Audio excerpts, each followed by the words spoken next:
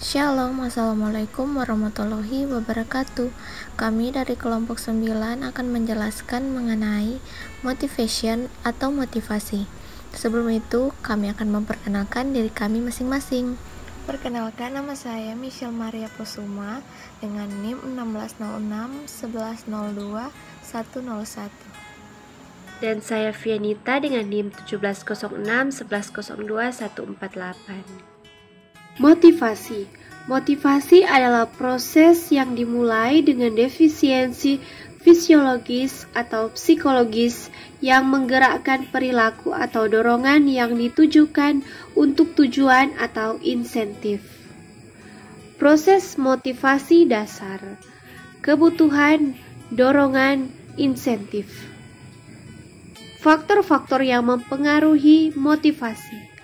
Yang pertama, keluarga dan kebudayaan. Motivasi berprestasi seseorang dapat dipengaruhi oleh lingkungan sosial seperti orang tua dan teman. Yang kedua, ada konsep diri. Bagaimana seseorang berpikir mengenai dirinya sendiri. Apabila individu percaya bahwa dirinya mampu untuk melaksanakan sesuatu, maka individu akan termotivasi untuk melakukan hal tersebut sehingga berpengaruh dalam bertingkah laku. Yang ketiga, ada di jenis kelamin. Pada penelitian Morgan pada tahun 1986, banyak perempuan dengan motivasi tinggi tapi tidak menampilkan karakteristiknya seperti laki-laki. Yang keempat, ada pengakuan dan prestasi.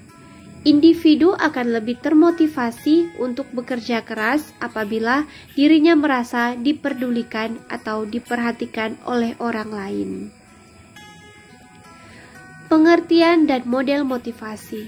Yang pertama ada pengertian, keinginan untuk menggunakan usaha tingkat tinggi dalam mencapai tujuan organisasi, yang dikondisikan oleh usaha untuk memuaskan beberapa kebutuhan individu.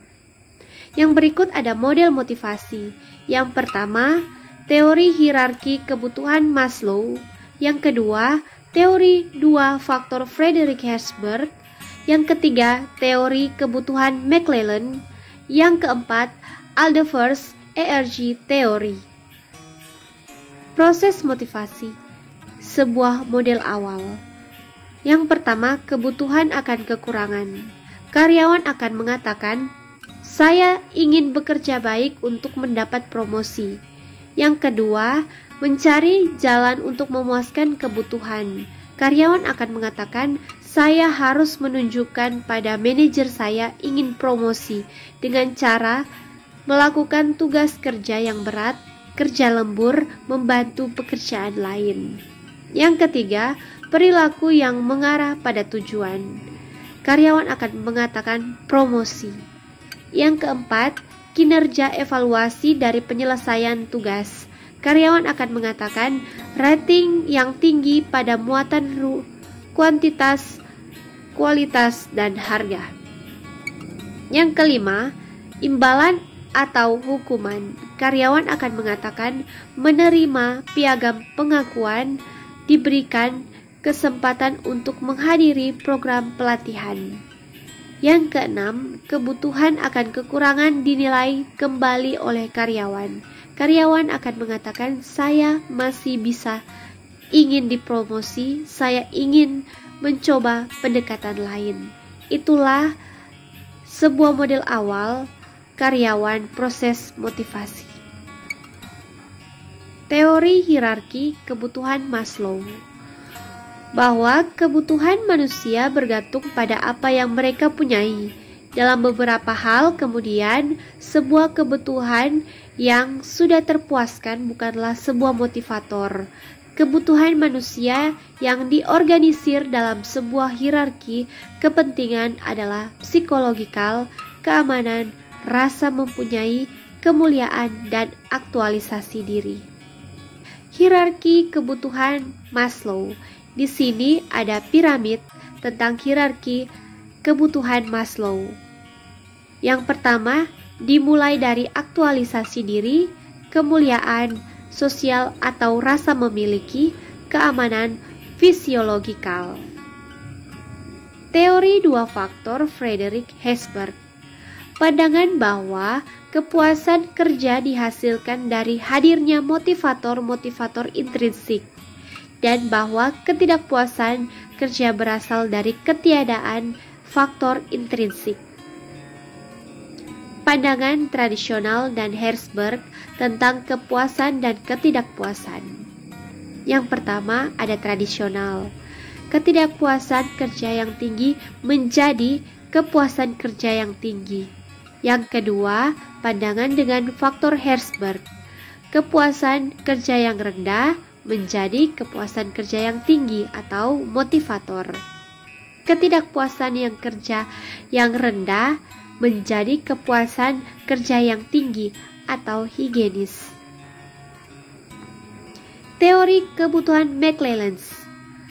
Teori ini memfokuskan pada 3 kebutuhan, yaitu prestasi atau achievement, yang kedua kekuasaan atau power, yang ketiga afiliasi atau pertalian. Kebutuhan akan prestasi. Yang pertama, dorongan untuk mengungguli. Yang kedua, berprestasi sehubungan dengan seperangkat standar. Yang ketiga, bergulat untuk sukses. Kebutuhan akan afiliasi, hasrat untuk kebutuhan hubungan antar pribadi yang ramah dan akrab. Kebutuhan akan kekuasaan, kebutuhan untuk membuat orang lain berperilaku dalam suatu cara yang orang-orang itu tanpa dipaksa tidak akan berperilaku demikian. Teori E.R.G. Alderfer. Teori yang dikembangkan dan diuji oleh Alderfer menyatakan bahwa kebutuhan dikategorikan sebagai kebutuhan yang ada, yang berhubungan dan berkembang.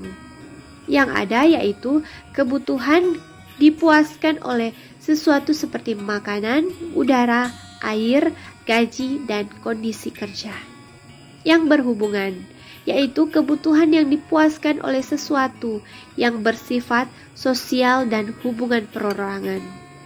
Yang berkembang yaitu kebutuhan dipuaskan oleh seseorang yang membuat kontribusi yang kreatif dan produktif. Selanjutnya yaitu teori hubungan IRG di antara frustasi, pentingnya, dan kepuasan akan kebutuhan.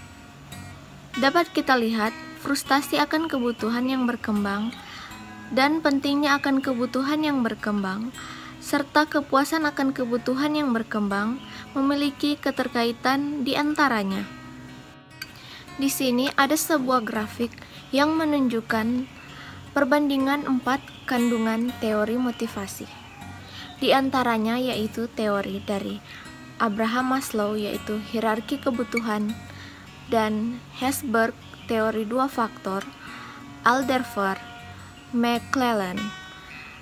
Dan dapat kita lihat bahwa aktualisasi diri, kemuliaan, rasa memiliki, sosial, dan cinta fisiologikal merupakan teori dari hierarki kebutuhan, memiliki perbandingan atau perbedaan di antara ketiga teori lainnya, yaitu bisa dilihat dari motivator, kondisi sehat, kebutuhan tingkat lebih tinggi, dan juga kebutuhan dasar.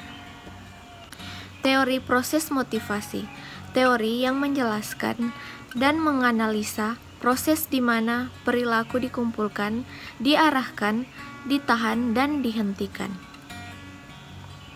Pembelajaran yaitu proses di mana secara relatif perubahan daya tahan dalam perilaku terjadi sebagai sebuah hasil latihan.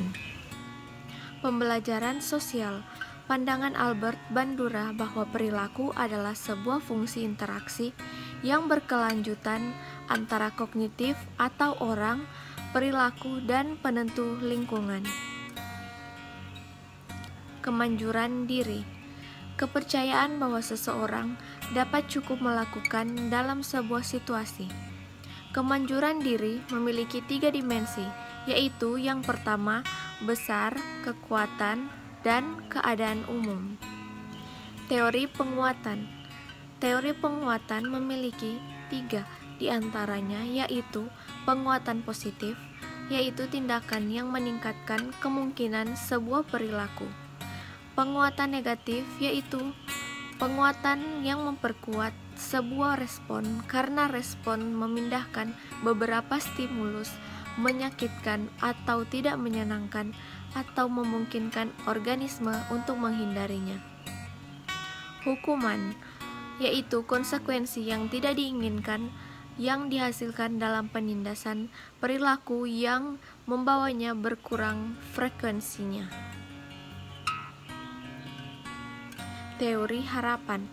Kekuatan dari sebuah kecenderungan untuk bertindak dalam sebuah jalan yang pasti tergantung kepada kekuatan dari sebuah harapan bahwa tindakan itu akan diikuti oleh sebuah hasil dan pada keatraktifan hasil itu terhadap individu. Teori harapan difokuskan pada 3 hubungan. Yang pertama, hubungan usaha kinerja. The probability preferred by the individual that efforting a given amount of effort will lead to performance. Yang kedua, hubungan kinerja atau imbalan. The degree to which the individual believes that performing at a particular level will lead to the attainment of a desired outcome.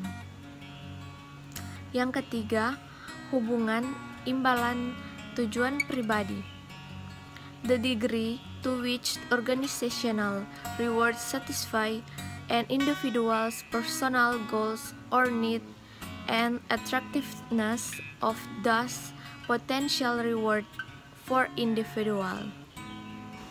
Kemudian ada teori harapan motivasi, yaitu teori di mana karyawan dihadapkan dengan sebuah susunan hasil tingkat pertama dan memilih sebuah hasil berdasar pada bagaimana pilihan itu dihubungkan dengan hasil tingkat kedua.